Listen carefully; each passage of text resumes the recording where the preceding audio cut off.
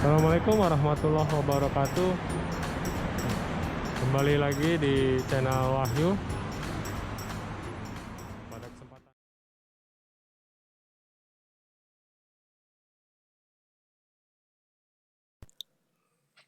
Assalamualaikum warahmatullahi wabarakatuh.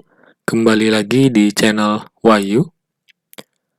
Oke, pada kesempatan kali ini saya akan coba sharing terkait informasi mengenai kebijakan operasional penerbangan terkait COVID-19. Ini terakhir diperbaharui tanggal 3 September 2021 pukul 17.50. Persyaratan perjalanan dan dokumen penerbangan yang tercantum di bawah ini adalah berdasarkan peraturan pemerintah Indonesia atau pemerintah daerah atau otoritas berwenang terkait. Untuk penerbangan domestik selama periode PPKM, peraturan di bawah ini adalah persyaratan dokumen untuk penerbangan domestik pada masa pemberlakuan pembatasan kegiatan masyarakat PPKM hingga pemberitahuan selanjutnya. Hasil negatif tes COVID-19 wajib diterbitkan oleh Fasilitas Pelayanan Kesehatan Fasyankes yang disebutkan dalam keputusan Menkes RI yang daftarnya dapat dilihat di sini teman-teman. Ini dia, kebetulan saya sudah buka. Dan penumpang harus memastikan bahwa hasil tes diupload ke sistem EHC terintegrasi ke aplikasi Peduli Lindungi oleh Fasyankes terkait.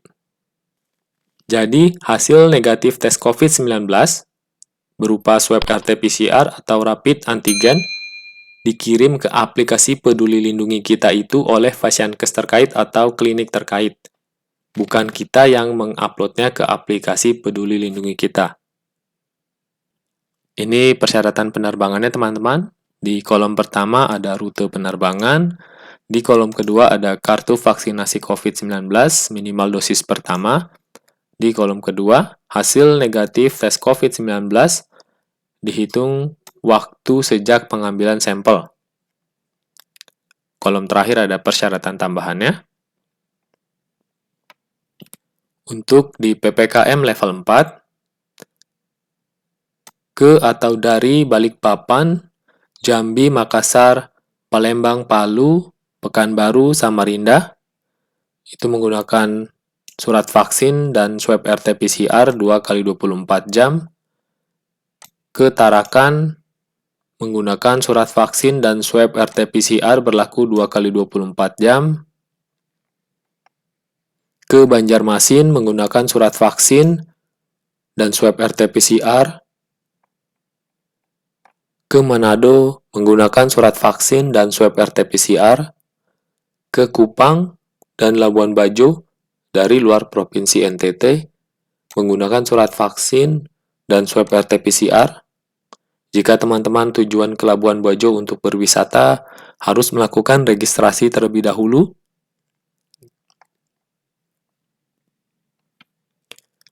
Dari atau ke Palangkaraya, menggunakan surat vaksin dan swab RT-PCR. Ke Jayapura, Merauke, dan Biak, wajib menggunakan surat vaksin dan swab RT-PCR. Untuk PPKM level 3, ke atau dari Ambon, Banda Aceh, Batam, Bengkulu, Berau, Gunung Sitoli, Kendari, Lampung, Lombok, Mamuju, Medan Kuala Namu, Padang, Pangkal Pinang, Sibolga, Sorong, Tanjung Pandan Belitung, Tanjung Pinang, Ternate, dan Timika, wajib menggunakan surat vaksin dan swab RT-PCR.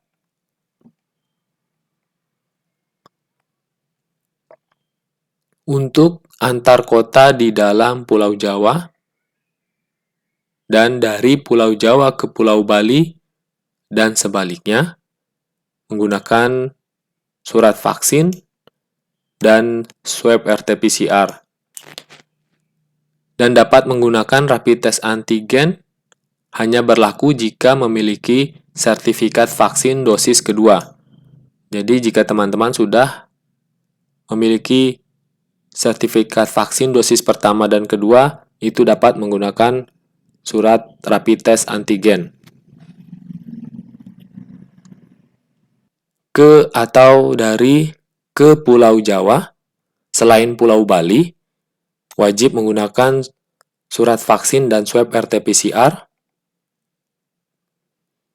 Ke atau dari Pulau Bali, selain Pulau Jawa, wajib menggunakan surat vaksin dan swab RT-PCR.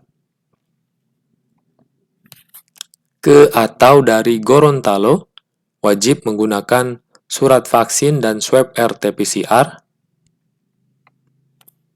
Ke Pontianak, wajib menggunakan surat vaksin dan swab RT-PCR.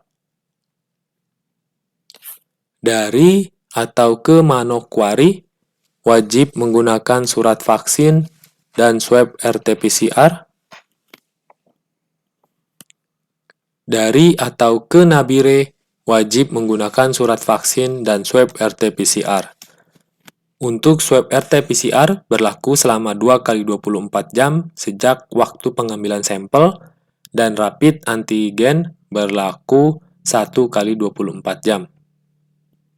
Untuk PPKM level 1 atau level 2, wajib menggunakan swab RT-PCR atau rapid antigen. Hal-hal yang perlu diperhatikan: 1. Hasil negatif tes COVID-19 wajib diterbitkan oleh Fasilitas Pelayanan Kesehatan Fasyankes yang disebutkan dalam Keputusan Menkes RI. Tadi di atas sudah saya beritahu. Dan penumpang harus memastikan bahwa hasil tes diupload ke sistem EHC yang terintegrasi ke aplikasi Peduli Lindungi oleh Fasyankes terkait. 2. Jika terdapat perbedaan persyaratan antara daerah asal dan tujuan keberangkatan, maka peraturan mengikuti yang lebih ketat atau sesuai dengan kebijakan kantor kesehatan pelabuhan setempat. 3. Semua penumpang harus mengisi Electronic Health Alert Card yang terintegrasi dengan aplikasi Peduli Lindungi. Aplikasi Peduli Lindungi dapat diunduh di Android dan iOS. 4. Penumpang berusia di bawah 18 tahun tetap diwajibkan mengikuti persyaratan dokumen yang berlaku sesuai daerah tujuan. 5. Penumpang berusia di bawah 12 tahun sementara dilarang melakukan penerbangan domestik. 6.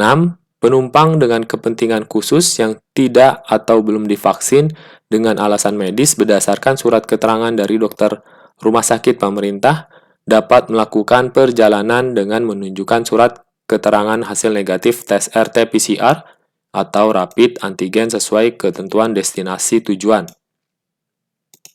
7.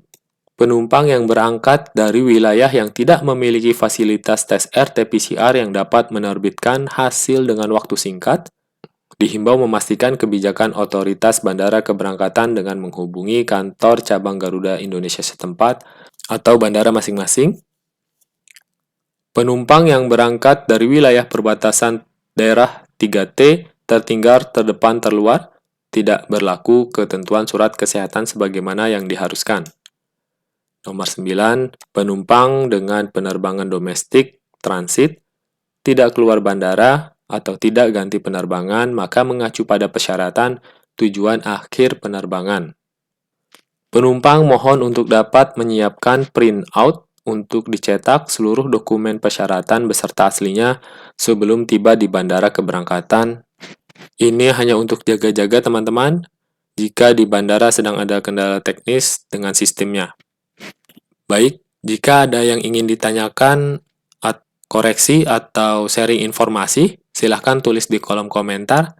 Tetap semangat, jaga kesehatan, patuhi protokol kesehatan, yang penting semua sehat. Terima kasih.